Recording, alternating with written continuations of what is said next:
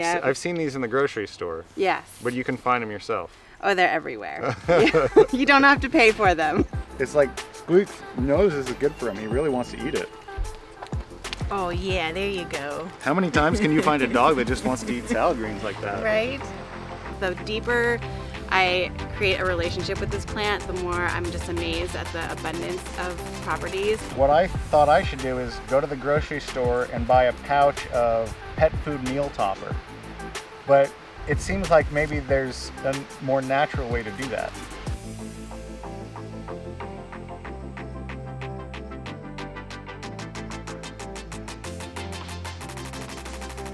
Come on. Since Squeaks has an upset stomach, we're coming to visit Anna, who's an herbalist here in Washington.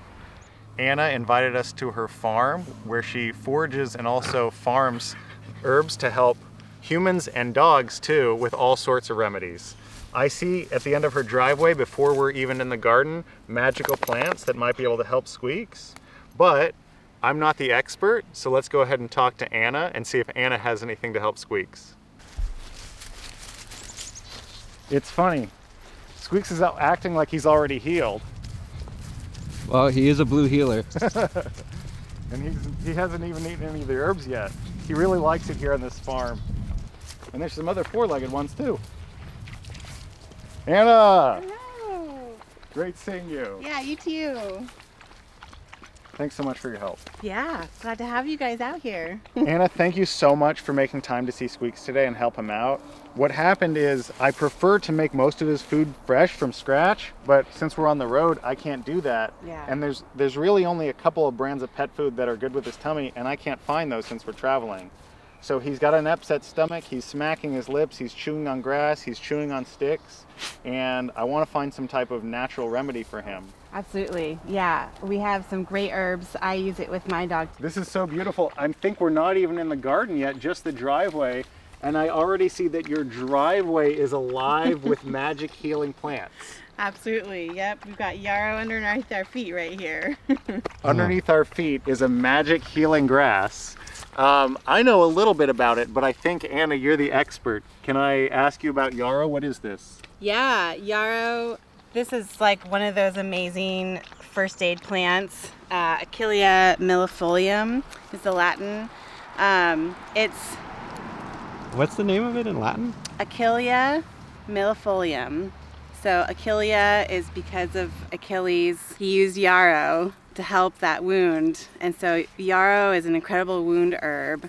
Millefolium is for like 1,000,000 leaves. So it's like the way that it's cut into tiny little pieces speaks to like the shape of its leaves.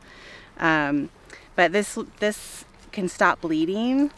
So it's amazing wound herb. It'll help stop infection, like stop and fight infection. So We've actually seen that in action. We were on a hike and Sunali, who you know, yeah, got a cut across the top of her knee. Uh-huh. And I saw her pull out her bag. She then chewed something into like a cud, kind of like how a cow would chew grass, and she just stuffed it in there. Yep. And in a couple hours, it was completely healed. Right. It was really unbelievable. Yeah. I've never seen any. It's an incredible plant to know. I've even used it for my dad when he had he used to get nosebleeds a lot, and so I just like tell him, you have to be careful, you don't get it too far up, but like it just stops the bleeding so quickly. It's amazing. It's got to be hard to find though.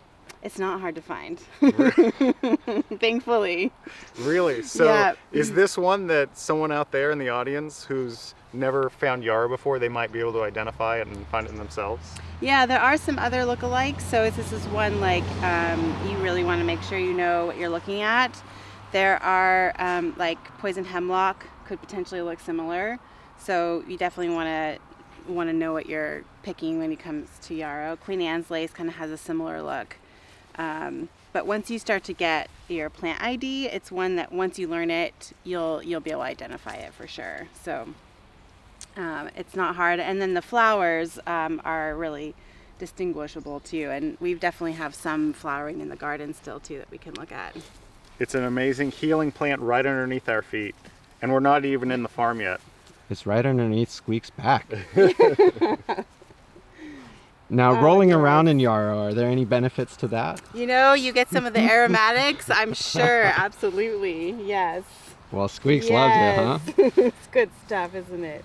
Oh, he knows his tummy ache's about to be cured. Are there any other good plants here in the driveway before we get to the garden? Good question.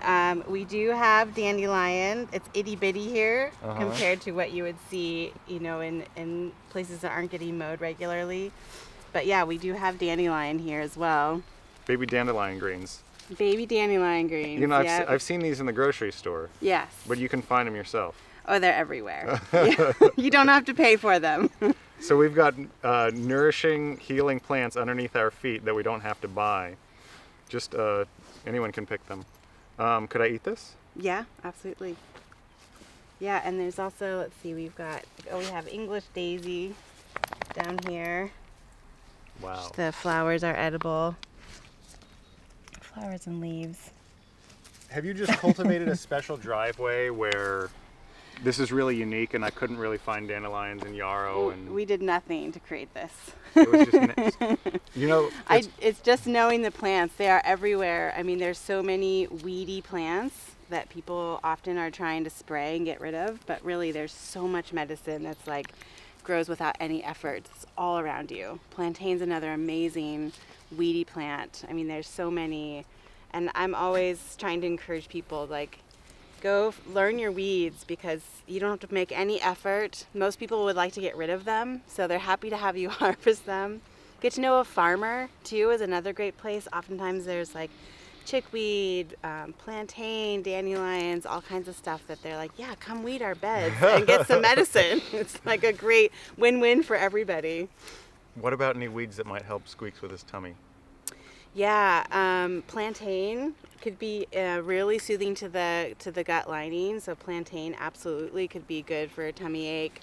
Fennel grows often in a lot of wild places. Fennel can be really useful. Fennel. Yeah, and then we have another plant that's not a weedy plant, but one that you can cultivate easily, marshmallow root.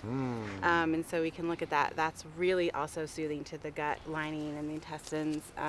Great for belly aches. You know, he actually chews on things like grass and sticks when he has an upset tummy, so he's giving us a signal that he wants something to chew on, and we need to help him out because he's got an instinct to chew on that stick, but really we can find something even more medicinal than sticks or grass for Squeaks. And I'd love to show you in the garden what we've got that could be helpful for him. We'd love to see it. Yeah. Let's go. It's beautiful.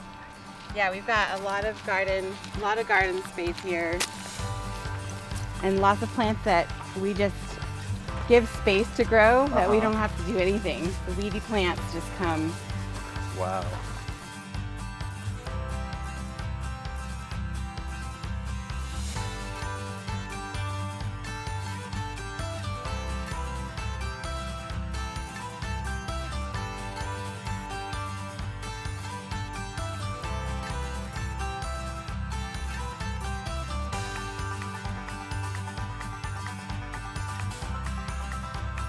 So this is the plantain leaf, not like a banana, Right. but a different plantain. And Anna says it'll be good for Squeaks' tummy, and he actually is so hungry for it. It's like he knows it's good for him. How often do you find dogs that just want to eat salad greens like that? But when they're healthy greens and they're good for his digestion, it's like he instinctually knows that that's going to help heal him. Absolutely. And you know, a lot of animals really still have that instinct if they're given the opportunity to have access to plants. Oftentimes, I feel like many of them still have that instinct to go for things that are going to be good for them when given the opportunity. Can you show us the plantain leaf, please, Anna? Yeah, so here we have plantain. This is the broadleaf plantain. It's easy to identify. It has parallel veins that run down the leaf.